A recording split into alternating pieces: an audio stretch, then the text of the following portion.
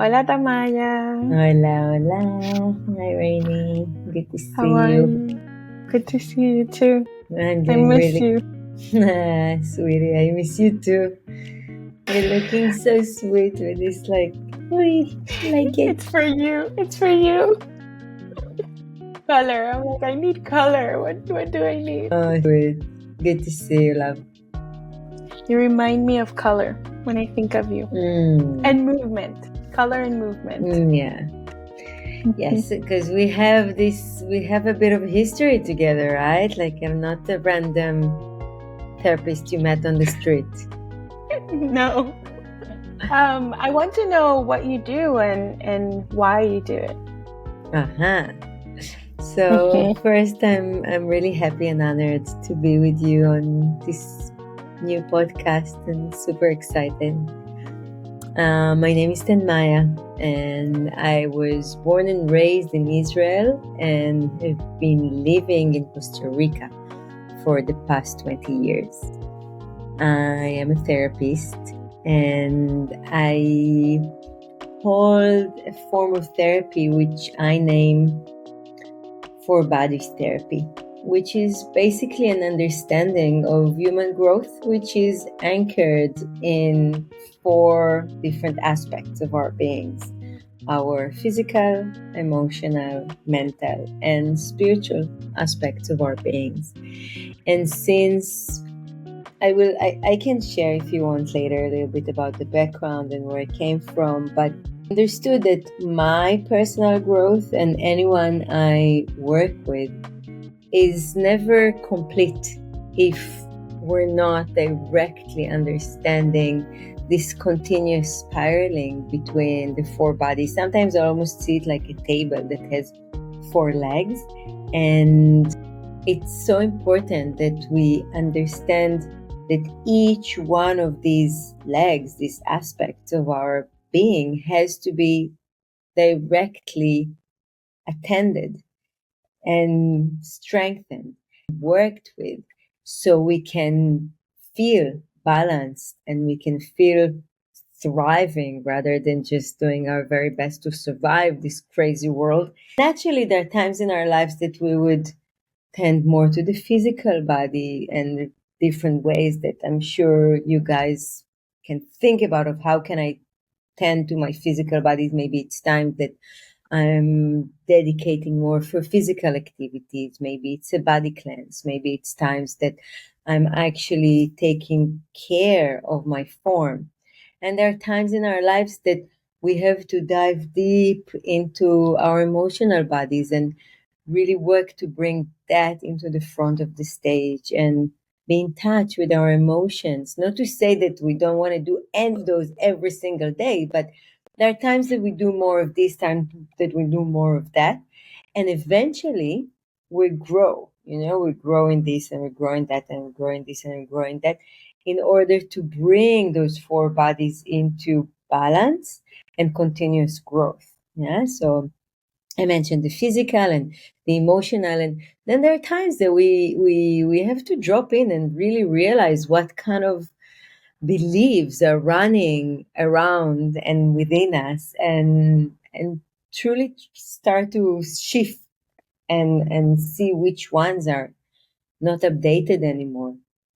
And the last one is our energetical spiritual beings that in moments of our lives we drop deeper into them, and then they nourish and fertilize all other bodies. And so we take different times for each one of these bodies, but eventually they all work in a synergetic way. And whatever we do, if we see it through, okay, how does this support my physical body? How does this support my emotional, my mental, my energetic body? Then we have a good map of how we're growing as humans. This theory actually changed my whole life. It brought me into centering who I was, or part of who I was. I think it's an unending job or search. But I met you in 2018 after my yoga teacher training. I realized I needed a cleanse because I I just felt it. And after my teacher training, I went to Samara. And from there, I ended up in the community used to be part of, Pachamama. And in the cleanse, I met you.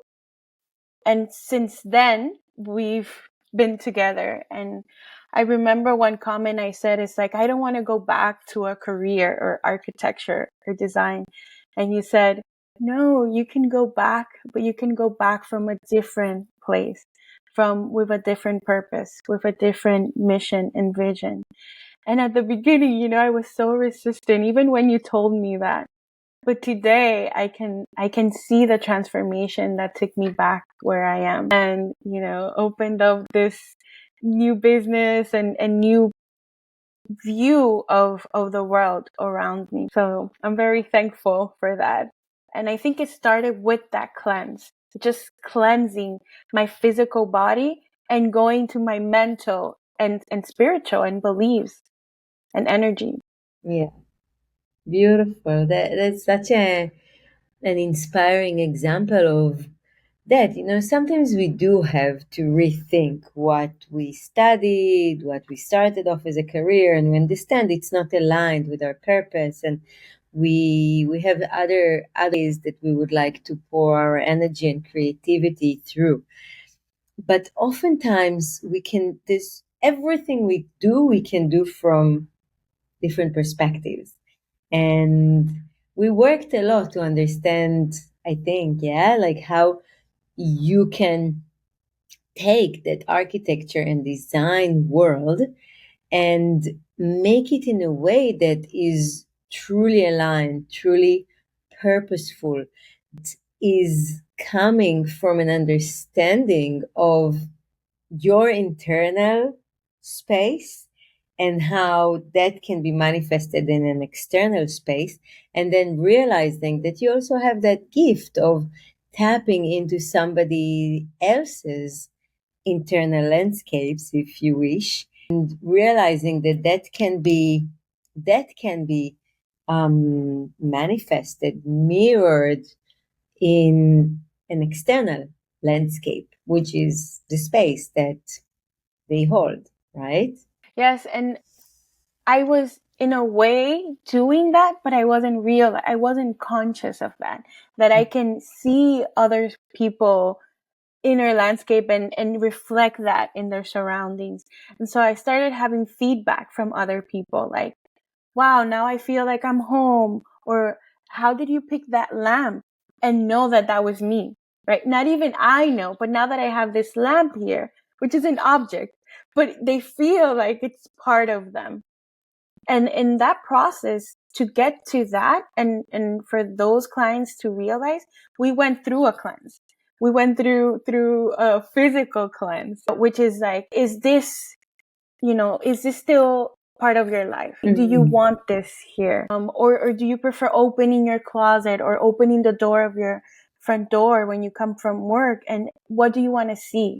Like, what is the perspective or the future version of you that you want to show in your surroundings? And I wouldn't have been able to understand that if I wouldn't have been working with my body, specifically my physical body. What I hear with what you're sharing is that there is almost like a roadmap to that process designing, yeah, which is in the way I see it, is got almost like manifestation of an outer surrounding that would feel like me, that would feel aligned, right? And what I hear in this little roadmap that you just shortly described is that there is some kind of an order. Like it starts with first it starts with an intention. Okay. If we don't want to work with or redo our space internally, externally, then nothing happens, right? So it starts with an understanding of wanting that and sending an intention of doing that. And then there is a need to reset, to clear space, to really check in what is cluttered in a space, which has no no need anymore, no value anymore. Maybe it's even burdening. Maybe it's just full of dust. Maybe it belongs to my ex-wife. Maybe it belongs to a different era of my life. And every day walking around and seeing those objects kind of like, it doesn't allow me to have the new. So intention, and then that kind of like purge, cleanse, as you call it, yeah, of resetting and checking what doesn't belong to the space anymore. And then let me know if I heard correctly, is starting to envision what it is that I do want, and maybe not seeing it fully yet in form, but creating or calling the vibration of it, calling the importance of the qualities that I want. Yeah. And then manifesting it. And then you're the wizard of manifesting it in the physical world in the form of matter. So there is a new office, there's a new house, there's a new, yeah. And my processes are supporting people to manifest it in their internal lives, yeah, in their psyche. But Yeah. it's very And much the same, which is super beautiful. it's very similar because when you were talking, I was having memories of being in the cleanse with you, which I've done many cleanses with you since then. But it's specifically that first one and having to go through the process of cleansing the colon, to say it nicely, and it's like there's a suffering. There's also a suffering a little bit because you're releasing in a very quick way, and you're also changing the way you eat. So you have to go inside. There's no one else around. It's only you and your body. And during that process, there is a little bit, I'm going to use the word, or letting go, but it goes so inside, right? And then having you and your team and the people around you, and the people that are there cleansing as well, that creates like a little community because we're all going through it, right? And so you don't feel completely alone, even though you are inside. There's people around you supporting you, and you feel that space. And I think also when remodeling these places with these people, they are also going through a form of cleansing and suffering and trying, not to release. They don't want to release certain objects or certain things or a certain vision of their past self. And then, but having me hold space for them, it's like, oh, okay, yeah, I think you're right. Maybe that doesn't belong in my space anymore. But the core, once you start cleansing, you see that core of who you are. So I can see the design of their preference. So there's always that little dot in between the clutter. And I think that's what happened in the cleanses with you. Yeah, yeah. Describe a process that I know so well, and that's why my personal growth in it. Once I started cleansing my body, which was, I don't know, maybe like 28 years ago, back in Goa in India, it was so pivotal in the sense of everything I knew before that about transformation took a new form. And so, though I come from psychology and dance movement therapy and psychotherapy and focusing and breathwork, and there was all, is still all that emotional work, I I feel it's never complete without doing the work in the physical realms. And for me, it's within the body, it's the colon, it's the liver. And I love how it communicates with the work you do, because it is really about this physical world, right? Eventually, we are a soul traveling within a temple, within a physical body, and that physical body is held within an environment. And whatever goes, we all know the saying, as above, so below, as within, so without. And so in that way, it's very parallel in that sense of we have to go through that where we clear space so we can then rebuild. We do the same with the microbiome. It's incredible. Eric, we really clear and we purge whatever has been allowed to get a grip over our internal environment, our internal intestines, so new colonies can grow, right? And I feel in many ways it's the same with spaces. Sometimes you have to demolish completely a space and rebuild the whole thing, and sometimes can redesign it, correct? Yeah. And sometimes I use things that are, at the end of the day, sometimes I use exactly what they have after we cleared the clutter. We use what they existing, but then just add a few things, right? Just to add some colors, or I mentioned the word lamp, or a color, removing a color. And then when you were speaking, I was thinking about this movement, right? So there's movement. So we have to knock a wall, or we have to change color. We have to bring people into your home or office or whatever, right? And that's uncomfortable, having other people in your space. It's very similar, right? Because you ask us to move, right? And there's yoga and there's movement while we're cleansing. But in reality, I just want to be in bed, covering in a sheet and not think about. But then it's true what you're saying about the body. That's where the transformation really happens, when you're cleansing inside, but you bring that movement out. And when you start moving, everything starts like shifting back together. Yeah. Everything's coming into place. Yeah. And but it's uncomfortable. yeah, it's true. And that's the growing pain in a way. But if you were to ask me what I believe are the sources of disease, okay, and pain in the world, but really disease in our bodies, disease in our societies, yeah, I would say it comes from disconnection and stagnation.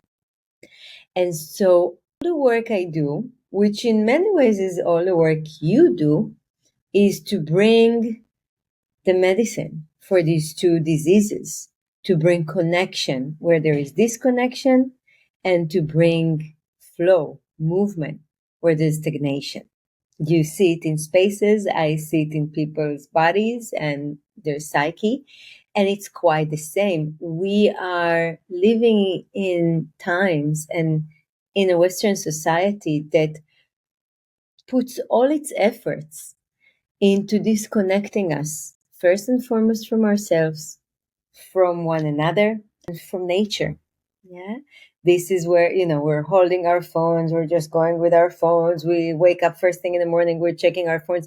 With this, we feel we find connection. But I have teenage girls, and I see how it is in these times where it's not the way it used to be when we used to grow up. And I'm older than you, but where it's clear that communication happens face to face, eye to eye, in a straightforward way, and not through me TikToking or me. Yeah. So disconnection, and that disconnection, it starts within our own bodies. We don't know how to listen to whatever comes as hints, as little signals that then take us to the understanding of A, what's going on, B, what we need, C, where we want to go from there, right?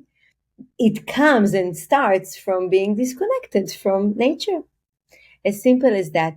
And so that work of connecting can happen through therapy, can happen through a cleanse, can happen through stepping out to nature, can happen through stepping into your home, and all of a sudden it's really a home and not four walls with things inside them. So we connect, and then coming back to what you spoke about, the movement, that's the other thing, because the more disconnected we are, the more there is the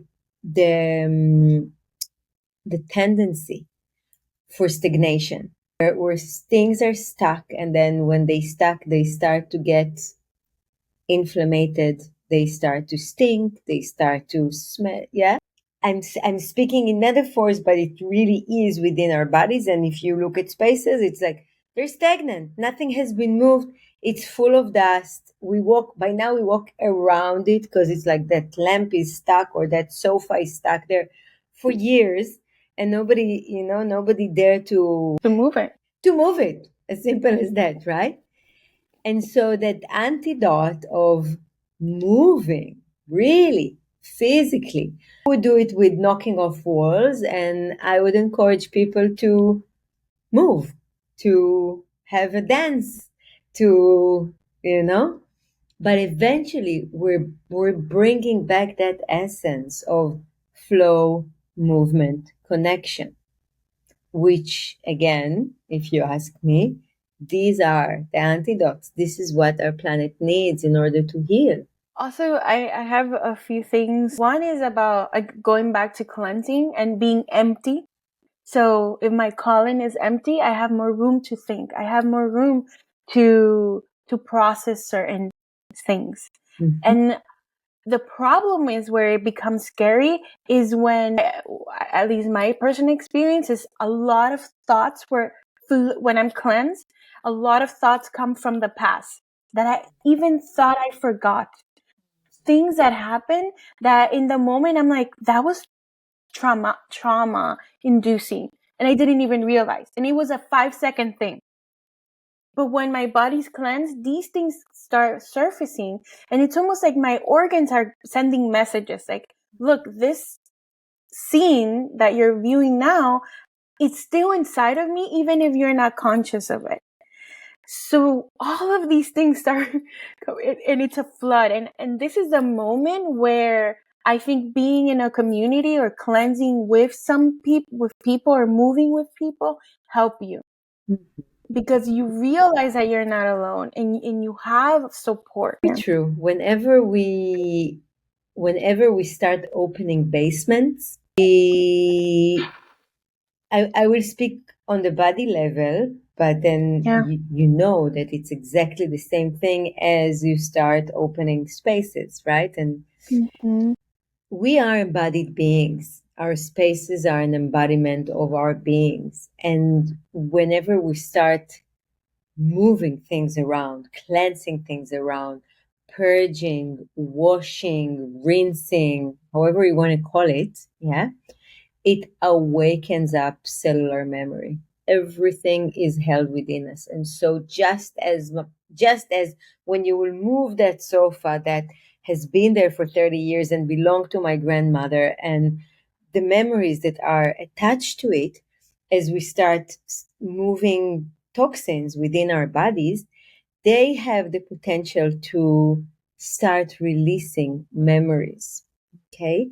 I would say that experiencing thousands of people cleansing, I don't know if the word trauma is correct here, because what happens in a certain container is that you actually have the opportunity to have it rising up, as you said, for like a short period of time and being purged.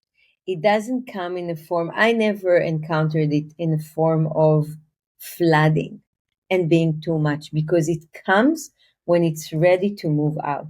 And so, again, just as when you're redesigning a space and you start opening drawers and there are odd letters there, but you're ready for this cleanse. So memories would come and feelings would come along with those memories, but then that purging, that moving them, or reorganizing it, and just having now, okay, so that drawer belongs to, I have more space to put other things. It gives that fresh balance that we're looking for when we're redesigning our internal landscapes, external landscapes. Yeah. But it's very much that, because we are one. This is where the four bodies come from. We cannot just move things in our internal space on the physical level without moving them on the emotional level. We cannot be connected to something which is greater than us, energetic, spiritual level, without having that impacting our physical body. They're all intertwined. Thank you for saying that, because even you just saying removing the word trauma, I felt healing. Like already my mind is like, okay, now I understand even more why these things came up. And the reason is what simply because I wasn't ready in the moment. And then when these memories came up, then it means I'm ready. I'm ready to push them out and see them with a different light. But also you mentioned something about technology, and you brought me a lot of memories of my childhood. And I remember creating spaces in nature and having room to just think. I used to dream so much. I used to create little houses with trees, with fallen trunks and like branches. And I was always creating homes around me, or spaces, or like my place. But I was also climbing walls, and I was also climbing to rooftops so I can see the whole view, or just lay down and adventure. Like I remember one time I left the house, but I did leave the house with my dog, and I discovered a river around our house, and I came back home and I'm, Mom, there's a river here. And my mom is super adventurous, so she's like, okay, let's go. So we did like this whole trip to just go find this river or this stream. And it was a whole adventure. We even found like apple trees and things like that. But that play, when we're busy with our technology, we don't have room for that. And after our cleanses and our time together, you mentioned something about play. And I think that was something I was missing in my designs: playfulness, because everything had to be perfect or a certain aesthetic. And then I realized, no, let's put something crazy in this corner. Something crazy that obviously, based on the person, like a pop of color. And sometimes my clients are like, are you sure? Are you sure this orange couch is going to work in this corner? And then that is the piece that they love the most. That orange little lounge chair is the thing they use the most in their home or investment property or whatever. And so technology has removed that. But also, one more thing about technology, I realized with AI that it could be a gift of doing things faster so I can have more time. Now, what we're doing with that time is what's precious. Completely. There were many things I can relate to and speak to, but definitely allowing play to be part of our lives. And I wonder what it means for you, play. I understand that like doing something crazy and putting this orange sofa, but how does it translate to design, to your life, to... Yeah, wow, that's a good question, because it takes me even deeper of what I was saying. It's this room to just create in my mind. For example, like I'm trying to leave my phone in my house and going out to nature without a phone. And some people are like, oh, that's dangerous or that's, but every time I leave my phone home is where I get to meet the most people. I don't know how. It's like naturally, maybe I'm more open, maybe I'm less distracted, but it's the time I meet the most people. And so that's fun for me, or that's playful. Yeah. Exactly. There could be so many things to be said about play, but Winnicott, which is one of the fathers of psychoanalytics and connected very much to developmental psychology, he worked with the term play for years. He emphasized that a child's development is based the allowing and the carving space for play in their lives. Yeah. This is where the imagination starts to become fluent. This is where creativity is being born from. This is where so even linguistic abilities are being connected to the physical world, and it comes through play. This is how, when you see babies, this is how they learn, right? Now, connecting that to technology, because there were many things along the 20th and the 21st century that took us away from play. Not to say that also in the 15th century there were moments, yeah, or misunderstandings around the importance of it. But especially in the last decades, technology was a pivotal point where, because you see 1-year-old children, like they give them that phone, and yeah, it gives a moment of like quiet Peace. around it, right? Like you can do your thing and he's like zombied around the computer. And not to bring judgment around it, because I also had my fair share of having my girls to and also they want, but it's all a question of when, how much, and understanding the price that we pay for it. And the price is huge and on many levels, but just that thing of play, yeah, it's not for no reason. If you would go into that, it would be really clear for you. Why is it that when you walk outside, when you take a walk and you're not with your phone, you allow how you say it? Serendipity. Serendipity. Serendipities.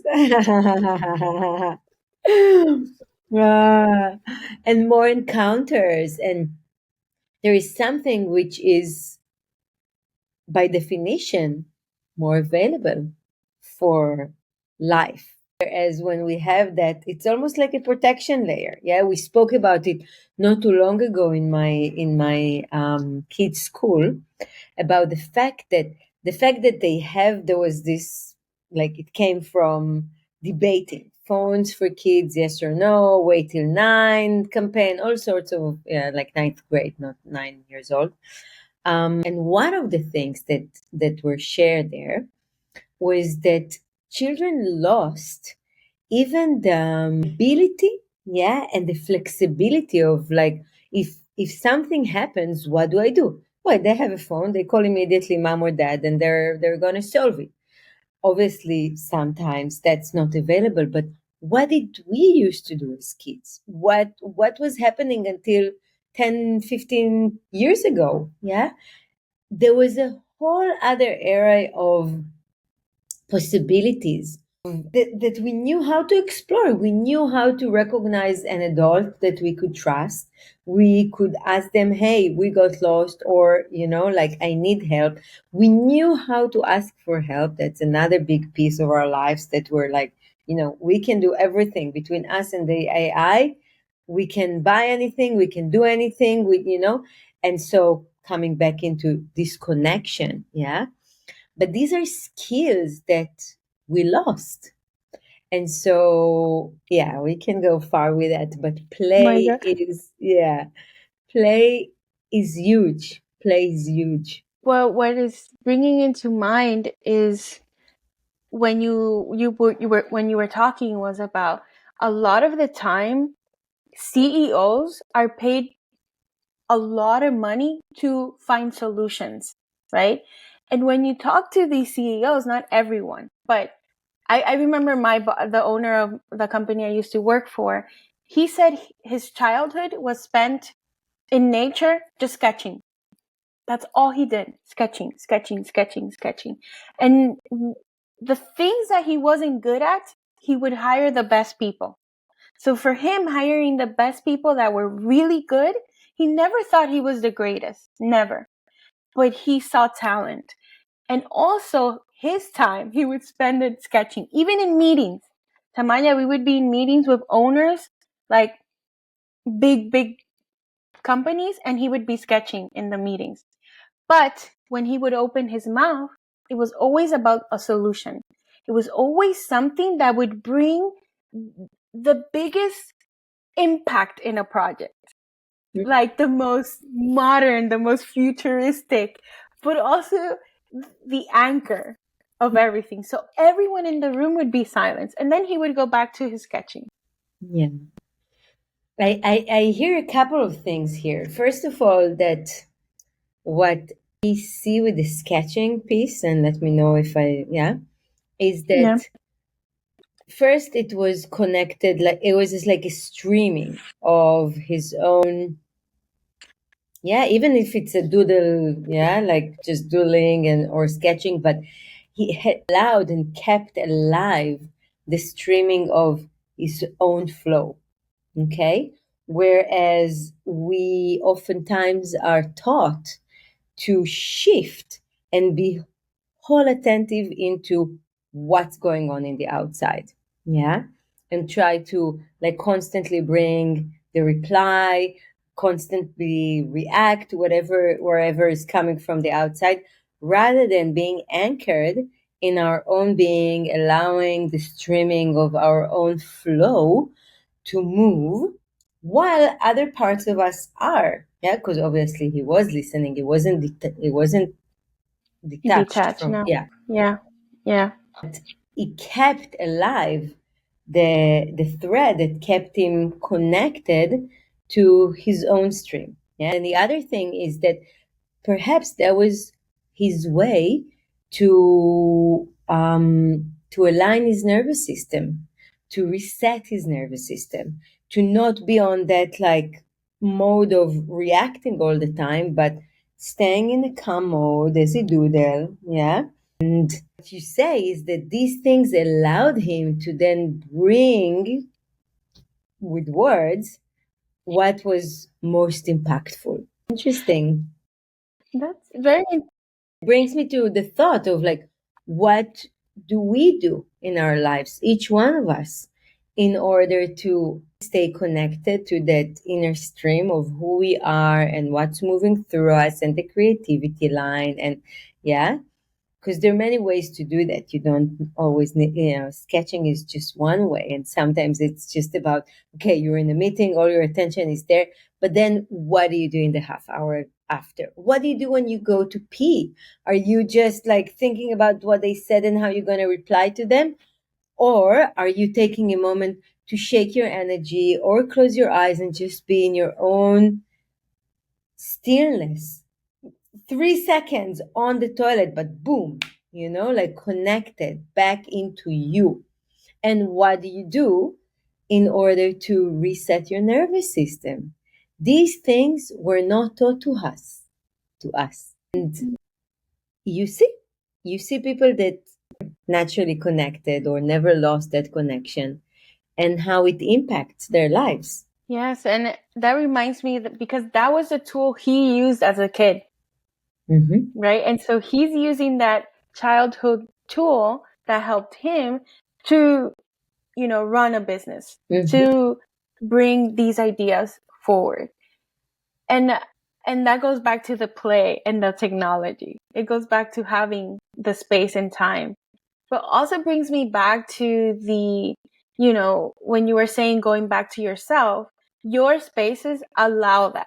For example, like if in your office or there's lighting that is not very good or the bathroom is not very good, like these little things that you think are not important are.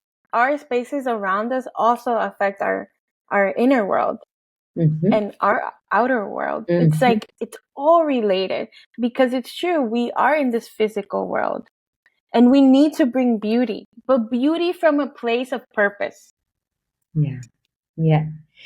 A few things came to me as you spoke about it now. First is what I said before: as within, so without; as above, so below.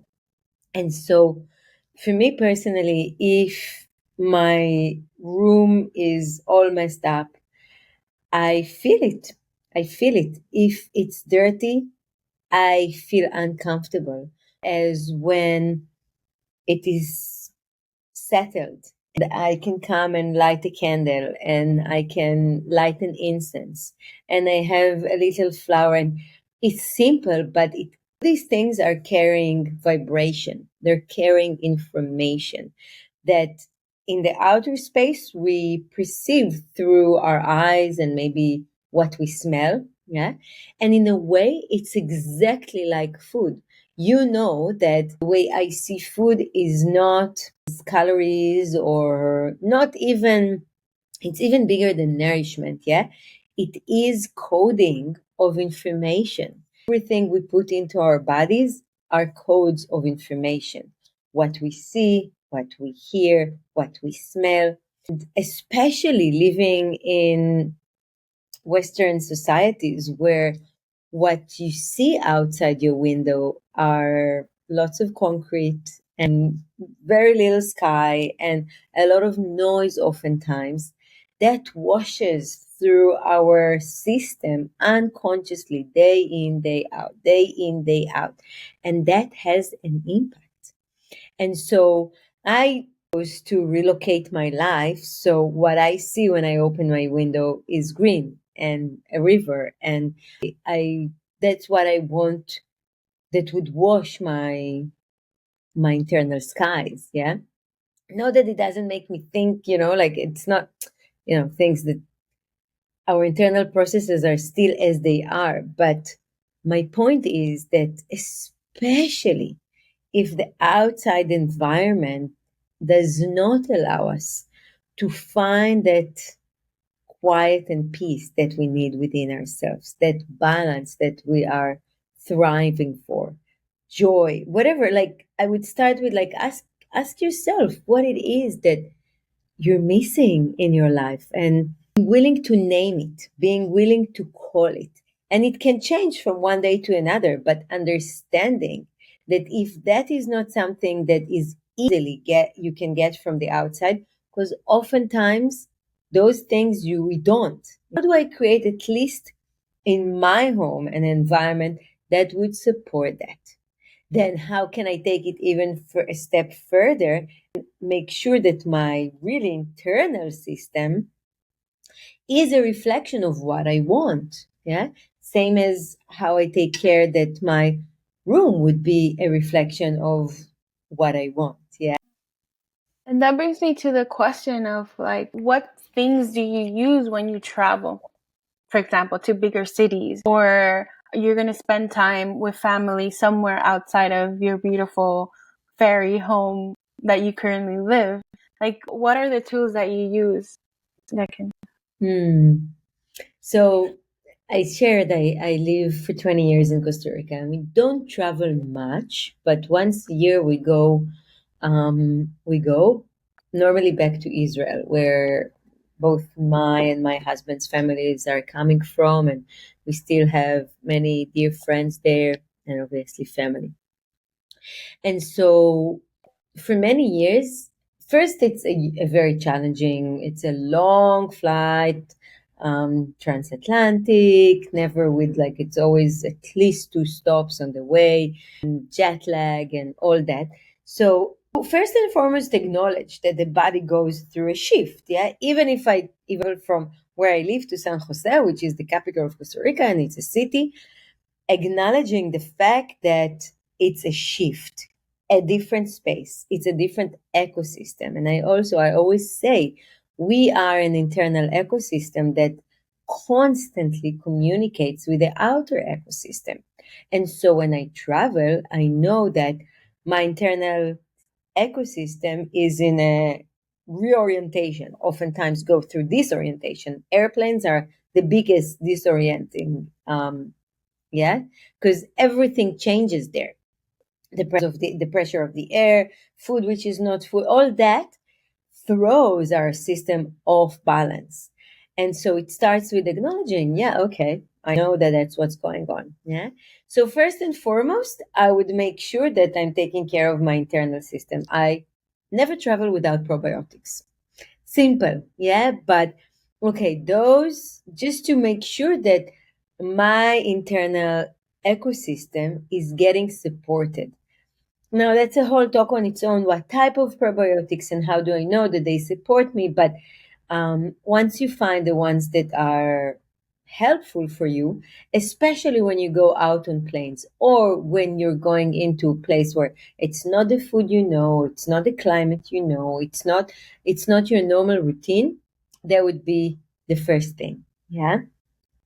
Then I would make sure that at least something I bring with me, even the smallest thing, which I can put next to my bed that kind of like reminds me or make it a little bit. So I always travel with a little crystal, yeah, that for me holds that, say, Remember? manifestation, say Okay. remembrance is a Remember. great, yeah, remembrance is a great way. And I feel like I can, I can place it and it would absorb some energy, and I can wash it, and it can help me like move through these energies, yeah. But if we don't want to use those external supports, then it's really with the fact of like, okay, know that your system needs a moment to realign. So simple things we can do is, first thing in the morning, open the window and look outside, not open our phone. Yeah.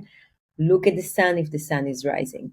Look at whatever I can see from the window of where I landed. Yeah. Even if it's, to allow my system to slowly recognize and slowly, oh, this is where I'm at. What I'm saying is that I'm doing it intentionally. It's not like, by the way, ooh, I found myself here in Israel. Ooh, all of a sudden I'm in Tel Aviv. All of a sudden I'm in San Jose.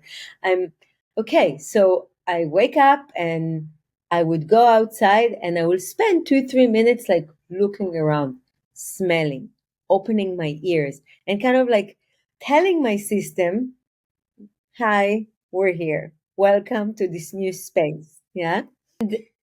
I would also say that for many years, we would first land at our parents' house and then we would maybe sublet a place or so. But then when we realized how disorienting this is, then we made sure that at least when we land, we go to somewhere which is neutral. It's either an hotel room or an Airbnb or somewhere where it's like, okay, it's not packed with energy of, at least not parents. So that was very, very helpful for me as well. Yeah. So you gave your body time to readjust. You also told it we're in a new environment. So the sun is different, the lighting is different, the smells are different. So you're telling your nervous system and your senses that, look, we're safe, we are safe, we have our own space, and my family is with me. I think that's precious. I think that is, yeah, I'm almost speechless about this because also you mentioned something about being without technology. We've lost a lot of things. And I think one of the things we've lost is smell. Because if you research, like before, like dogs I think are the best example. It's like they smell people, they smell energies almost. It's almost like if you're mad, they go like this. She mad? Like it's something about this. And also smelling tells you, like you were saying about the odors, any body odors, it tells you something's wrong with your body. But what do? We use very harsh chemicals on our bodies. And we can't smell it, and our body's trying to communicate this. Yeah. And same with our spaces, like you were mentioning, like even our spaces tell us, even food is communicating with us. It's rotting. It's time to throw it away or move it or change it or not use this space anymore. So Exactly. Very, beautiful. very, very, very true. And I couldn't express it better than I did. Yeah. Of making sure that I allow my system to feel safe. Regulating my nervous system is the base of then allowing a creative flow to come, of then feeling that I belong to the world, that then feeling that I can express myself. It starts from consciously regulating my nervous system, because what is what is the reflection of the disconnection? We're all thrown into a constant sympathetic nervous system ruling the game, the one which is on fight, flight, freeze, running on cortisol, adrenaline, and so on. Yeah. Stress. We know we didn't drop that word yet into, but that's the essence of everything, right? And so going from one space to the other, even traveling to the city, create a level of stress in the body. Because all of a sudden there is more traffic, because all of a sudden there is different stimuli going on, because all of a sudden there is different food going in. There's and missions that normally go for a reason. But even if I would go for vacation, there is a level of like adjustments that needs to happen. And so if we consciously know that and allow the meeting our bodies to regulate, that changes everything. Now, if we can, on top of it, that's maybe cannot happen in a city. But one of the things that we lost is the connection of feet to earth, right? And that would be something that I really emphasize every time I travel with airplanes, that as soon as I can, I will take off my shoes and I will just step on the earth. It can be a little garden, it can be wherever, yeah, go to a park, because that allows the connection of the system back into its source, back into the ecosystem that it's around. And that has also the ability to realign the electric magnetic flow that is all around us and gets very, very crazy when we are traveling with airplanes and so on. Spending a lot of time in New York talking about cities, what I would do as well, instead of taking my shoes off, I touch with my hands a tree. I just touch it. It might be different, you know more than me, but when I touch that tree, I'm like, people are gonna think I'm crazy, but I don't care. And in the middle of the city, there's usually like a little park, or there's always something. Or I'll go and smell a rose, like a little garden, or that I'm walking on the street, and there's always something of nature. And also one thing you said, like looking at the sky, I would do that too, like skyscrapers. I'm walking in Midtown and I'll just look up. I'll just look up. True. And then It's not the same as the soles of our feet, but it does the work also, because that tree is connected to the earth and it has its roots and it goes all the way through. And so it is better. Yeah. Like if we can, it's that. And it has a magnetic electrofield that can be actually measured, but it also has the intentional piece there, which is just, okay, I am connected back to nature. Hence, I'm connected back to myself. Hence, I am more available to connect to you. And all that things are like, whoop, it's in one go through a system. And even daring to look crazy and touch a tree, smell a rose, look up in the sky, especially if you can see some trees, yeah, even if you walk in New York City. thank you. One more question about, we mentioned earlier about like sacred spaces, and I know we can go very deep into this, but we have a little bit of time. I know there's sacred spaces all around the world. There's spaces, but working with you, what I realized, my most sacred space, it's not my surroundings in reality, it's what's inside of me. And I think that's been the most hardest thing to realize, to see myself, because there's been fear, even looking at the mirror, right? But you told me once about no one can touch your inner space. No one can go into your space. Your space is protected.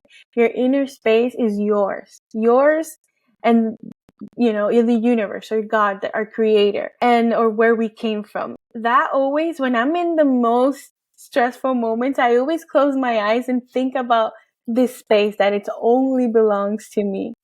And yeah, thank you for that. Because in truth, this is what it is, the most sacred center of our centers can never be touched by anything or anyone. No matter what we've been through, no matter how many challenging life experiences we had, even through the most deforming traumas, there is always a center of our soul that have never been touched and can never be touched. And nobody has any mission to tap into. And then oftentimes we lose the connection with that.